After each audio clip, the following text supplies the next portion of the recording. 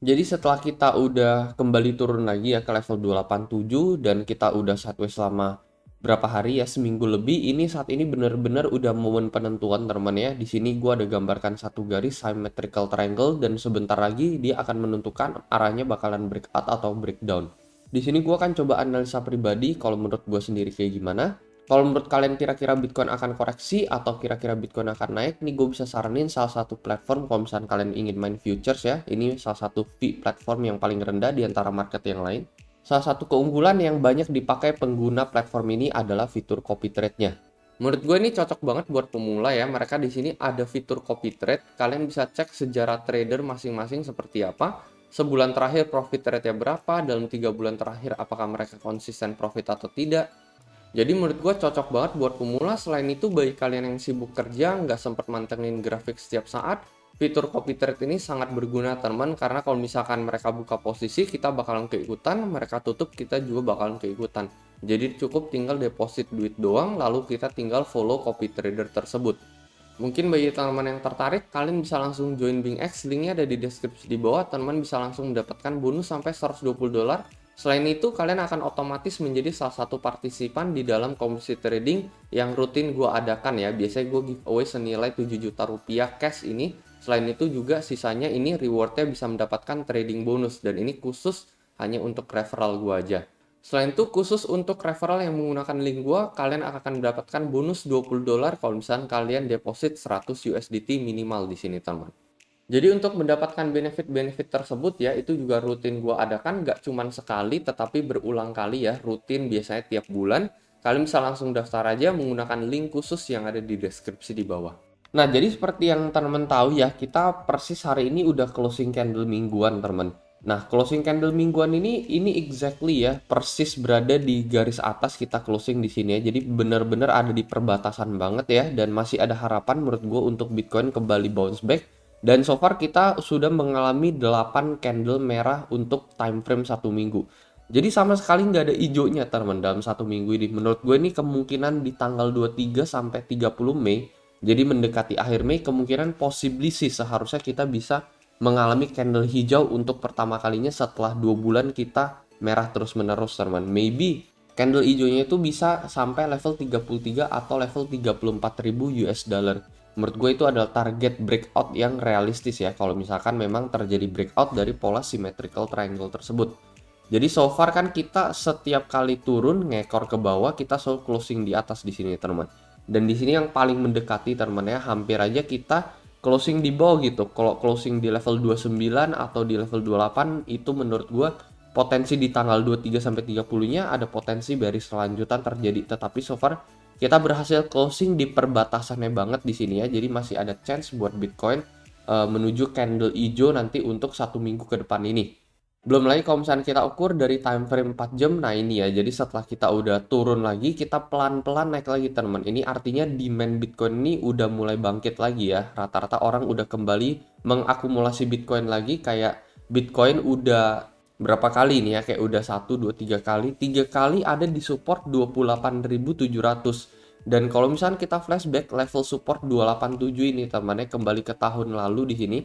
Level 287 ini berulang kali teman-teman support ini kita testing. Nah ini contohnya di tanggal 22 Juni ya, habis itu di tanggal 20 Juli di level 29.000, terus balik lagi ke tahun lalu ini persis di level 29.000 awal ya, sampai 28.000 di sini ya di tanggal 4 Januarinya.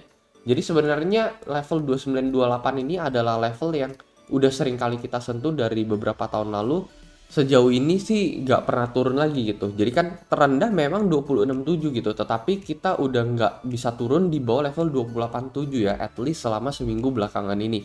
Jadi ini membentuk support yang cukup kuat gitu ya. Jadi Bitcoin sempat flash crash, turun di bawah support terkuatnya yaitu 28.7 menuju 26 sekian, market-market lain ada yang 25 sekian, ada yang 24 sekian, cuman setelah dia udah bounce back, setelah dia udah mantul, dia udah kembali stable lagi dengan support terkuatnya yaitu di level 287 ini. Ini juga udah gua arsir ya kalau misalnya kita cek ke time frame 1 hari yang ada di box berwarna kuning ini yang gua arsir. Nah, kalian bisa perhatikan teman-teman kita nggak pernah turun di bawah box ini lagi, dan so far itu adalah pertanda bagus untuk Bitcoin.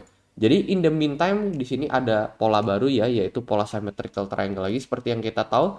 Terakhir kali kita mengalami pola symmetrical triangle itu ini ada di sini nih teman-teman ya, di bulan Desember Mei di sini ya, yang akhirnya pola ini akhirnya break ke bawah gitu, breakdown gitu ya. Dan saat ini ya kita benar-benar nggak tahu gitu nanti sampai arahnya bakalan kemana, apakah kita bakalan breakout atau enggak. Ini kita udah menyentuh daerah resist lagi teman-teman ya. Kalau misalkan terjadi koreksi yang mungkin likelihoodnya kayaknya kita bakalan koreksi dulu ya. Kita bakalan koreksi ke level 29.400, 29.500 ya. Maybe dalam 1 sampai 2 hari ke depan gitu.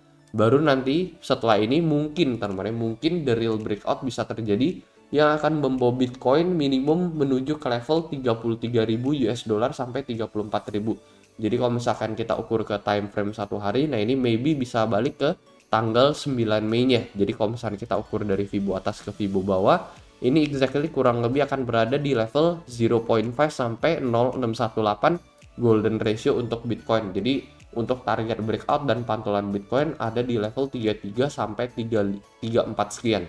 Belum lagi kita baru aja closing candle 1 minggu ya, jadi masih bisa terjadi wick ke bawah sedikit gitu sebelum kita mantul ke atas lagi, dan itu so far sehat-sehat aja kalau misalkan terjadi koreksi terlebih dahulu ya.